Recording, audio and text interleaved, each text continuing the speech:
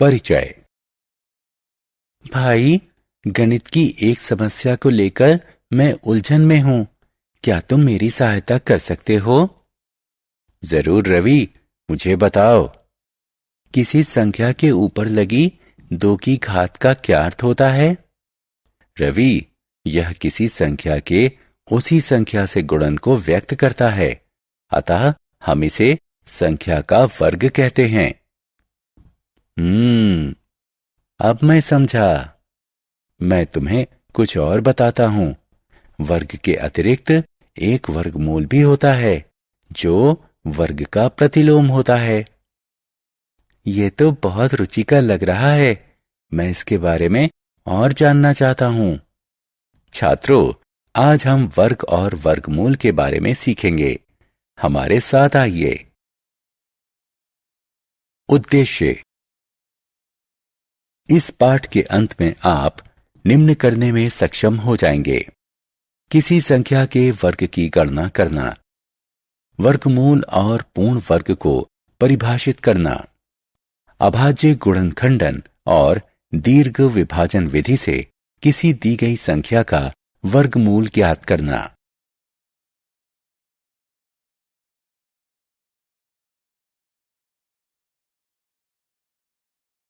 किसी संख्या का वर्ग।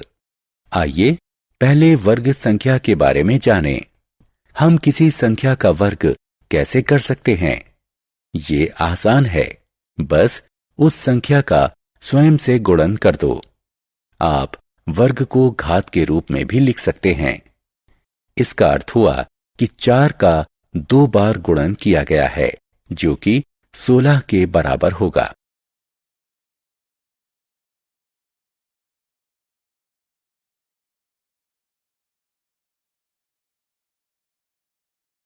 पूर्ण वर्ग। आइए पढ़ें। 1 का वर्ग 1 होता है, 2 का वर्ग 4 होता है, 3 का वर्ग 9 होता है, 4 का वर्ग 16 होता है, 5 का वर्ग 25 होता है। इसी तरह अन्य संख्याओं का भी वर्ग है। हम गुणन तालिका से भी वर्ग प्राप्त कर सकते हैं। क्या आप जानते हैं कि इन संख्याओं को क्या कहते हैं? इन्हें पूर्ण वर्ग कहते हैं। पूर्ण संख्याओं के वर्ग को पूर्ण वर्ग कहते हैं।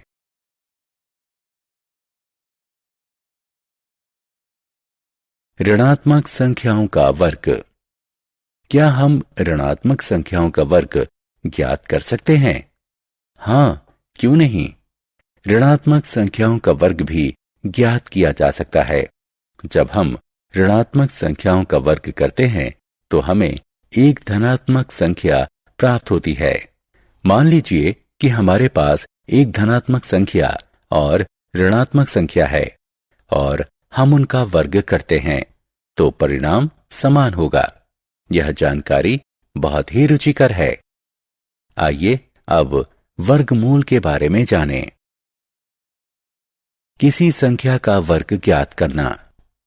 किसी छोटी संख्या जैसे 7, 4, 5 इत्यादि का वर्ग ज्ञात करना सरल है। लेकिन क्या 27 जैसी संख्या का वर्ग तत्काल ज्ञात किया जा सकता है? आइए जानें कि हम 27 का वर्ग कैसे ज्ञात कर सकते हैं। हम जानते हैं कि 27 20 और 7 का योग है, अतः 27 का वर्ग इसके बराबर होगा।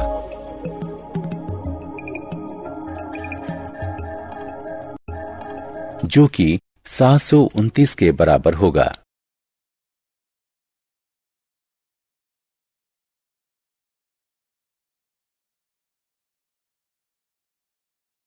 वर्गमूल क्या है?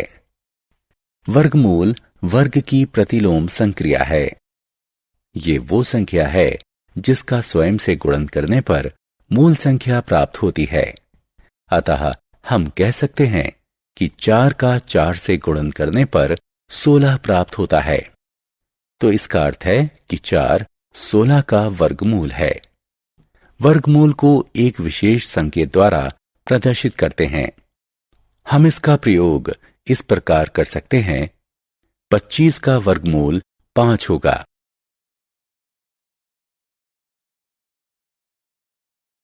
पुनरावृत्त व्यवकलन संख्या। हम किसी दी गई संख्या का पुनरावृत्त व्यवकलन यानी घटान विधि द्वारा वर्गमूल ज्ञात कर सकते हैं। यह सचमुच बहुत ही आसान है। आइए 81 का वर्गमूल ज्ञात करें। 1 से शुरू करके 81 से क्रमगम विषम संख्याओं को तब तक घटाते जाइए जब तक कि उनका अंतर शून्य न हो जाए। आपने ध्यान दिया होगा कि शून्य अंतर प्राप्त करने के लिए 9 बार घटाना पड़ा, अतः 81 का वर्गमूल 9 होगा। अभाज्य गुणनखंडन विधि। अब हम अभाज्य गुणनखंडन विधि से किसी संख्या का वर्गमूल ज्ञात करने का प्रयास करेंगे। सबसे पहले दी गई संख्या का अभाज्य गुणनखंड ज्ञात कीजिए। अब समान गुणकों के युग्म बनाइए। इसके पश्चात प्रत्येक युग्म से एक अभाज्य संख्या का चयन कीजिए और उनका गुणनफल ज्ञात कीजिए। इस प्रकार प्राप्त गुणनफल दी गई संख्या का वर्गमूल होगा।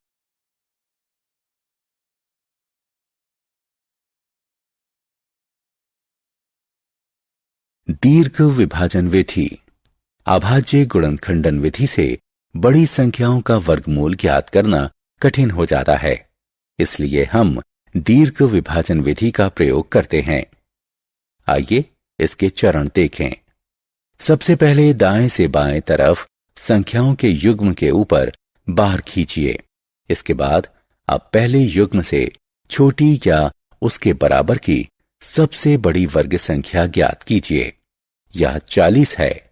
क्योंकि 36 40 से छोटा है, इसलिए हम 6 को भाजक और 6 को भागफल के रूप में लेंगे। अब 36 को 40 में से घटा दीजिए।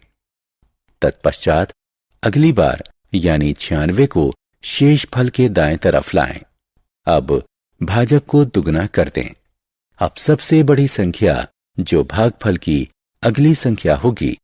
इस प्रकार सोचें कि इस नई संख्या और भाजक का गुणनफल नए भाज्य से कम या समान हो। अब हमारे पास 124 गुणा 4 बराबर 496 है। क्योंकि शेषफल 0 है, इसलिए 4096 का वर्गमूल 64 होगा।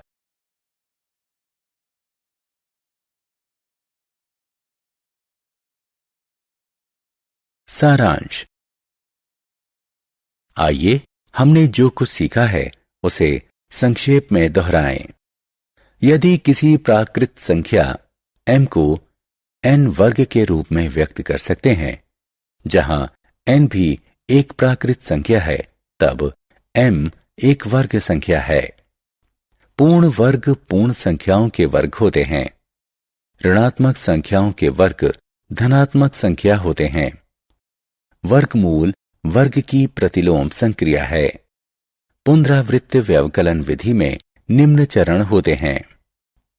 दी गई संख्या से 1 से शुरू करके क्रमागत विषम संख्याओं को तब तक घटाएं जब तक कि परिणाम 0 न प्राप्त हो जाए। जितने चरण में 0 प्राप्त हुआ है उनकी गिनती कीजिए। अभाज्य गुणनखंडन विधि में निम्न चरण होते हैं।